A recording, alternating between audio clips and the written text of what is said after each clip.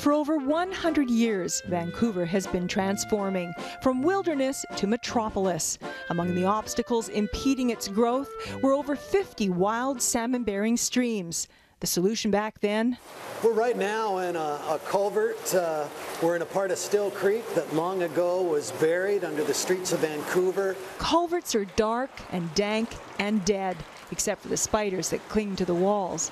We don't like them, and neither do the salmon that once spawned here. In virtually every community, you could go to a nearby stream, you could walk along it, you could paddle in it, you could swim in it, you could fish in it. Today, only a couple of Vancouver's streams support salmon runs, but it's the dream of Angelo, founder of International Rivers Day, to see at least some of those streams brought back to life by a process known as daylighting.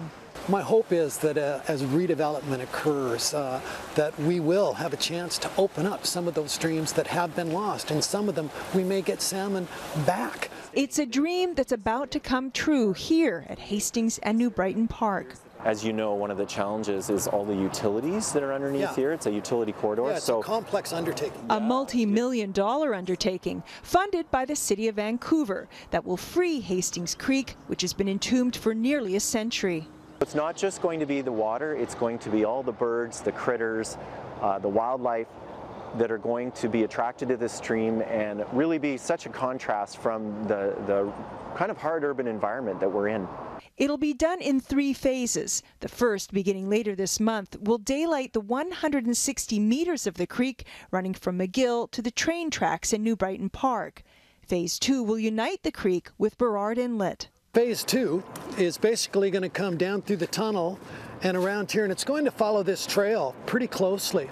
So this is where the creek's going to hit the ocean. It'll open up here, and it'll be quite phenomenal. There'll be a saltwater marsh here. It's going to be amazing. With any luck, the salmon will eventually find their way from the mouth of the creek all the way up to the 3rd and final phase, to the sanctuary, a tranquil man-made pond created 13 years ago where the PNE's old BC pavilion once stood. We're looking at probably a 10 to 15-year process to complete the 1.2 kilometer link, the full link. There are no plans as yet to daylight Still Creek. Even so, for the first time in 80 years, chum salmon returned here last fall. The reason? Baffles that allowed them to negotiate this relatively short 200-meter culvert. For the other streams in Vancouver, they're buried for literally kilometers. So we're not going to get fish back there unless we have an opportunity to daylight them or open them up again.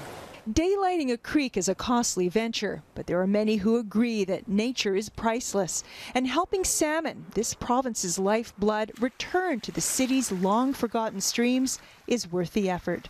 We'll never get them all back, but I do believe in time we'll get some of them back.